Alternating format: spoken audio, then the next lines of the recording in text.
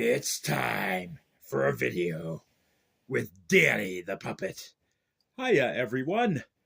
Today I'm going to be doing a comic review. I was able to get an early copy of Antarctic Press Kendra, written by Wolfe and written and drawn by Ben Dunn. If you're not familiar with Ben Dunn and Antarctic Press, I discovered Ben Dunn and Antarctic Press when I was in high school. The comic I'm familiar with by Ben Dunn is Ninja High School.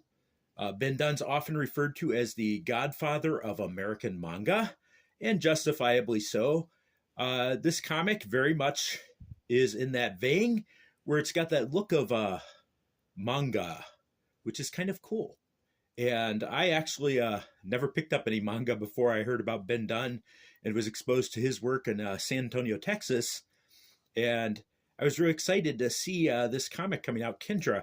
It hits all the right buttons for me.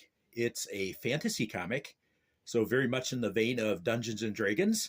And it also has that Japanese-inspired artwork. Now, given I remember when I was reading Ninja High School, it was always in black and white. So reading this comic and having it in color was a bit off for me at first, but I got used to it. It looks really nice, very nice colors.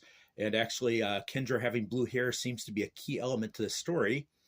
So let's take a look at this comic. The first few pages were a little odd for me. It had a bit of an adventure with Kendra, and she ran into a character here that looks a lot like Shrek. And the reason I'm showing this picture is one thing I want to talk about, and a hallmark of a lot of Ben Dunn's artwork is that there's lots of cameos throughout this.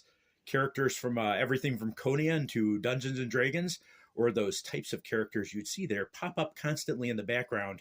It's a real treat to watch as you go along and see who might pop up there. Anyways, like I said, those first few pages were a little odd and introduce a villain named Hexa.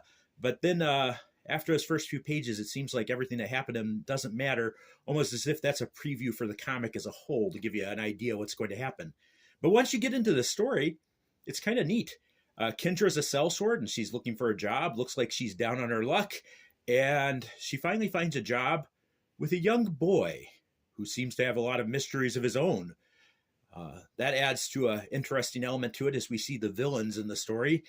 Some kind of weird warlord and some orcs, and they're looking for something. There's a lot of mysteries built up in this issue, but that's fine. It gives us a setup for a story that's yet to come, and I enjoyed it quite a bit. Lots of fun characters introduced. There's an interesting little element where Kendra's sword and Kendra's armor talk to her, often arguing with each other about what Kendra should do. I want to know a little bit about how she got this magic armor and magic sword. And there's also hints that there's a little bit more to Kendra than we see. There's lots of other characters introduced that are kind of fun too. We get to meet Randall, a magic user. He seems a little more honorable than Kendra is. So he's a nice counterbalance to Kendra, who looks like she's just seeking money. But again, as you read the story, it seems like there's a little something more to Kendra than meets the eye. I really like the story. It's definitely got all those fantasy elements, putting together a party with very different views on why they're doing what they're doing. And there's a little bit of a quest here. Lots of epic sword fighting going on there.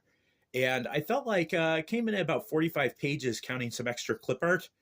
And I felt like it was a really full story. I enjoyed it quite a bit. I feel like I got my money's worth out of it had I bought this. And trust me, I'm actually going to look for it at the comic book store. I don't know how often our comic stores here in Wisconsin carry Antarctic Press comics, but I'm hoping I can pick up a copy of Kendra. So even after reading the preview copy, I really want to get a copy of this for my own collection. It was really good.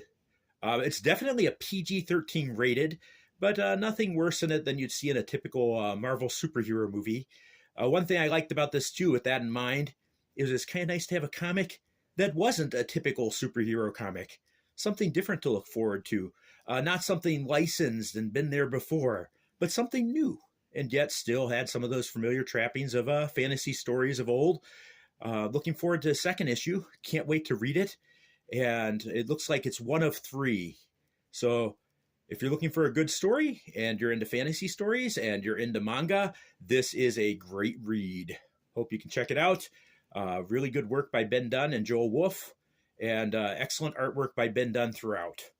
Hope you get a chance to read it on this Wednesday. It's coming out this Wednesday, March 12th. March 12th, it's coming out. So hopefully your comic book store carries it, and if they don't, I'd ask to see if you can get a copy of Kendra from Antarctic Press. And that's all I've got. See y'all later.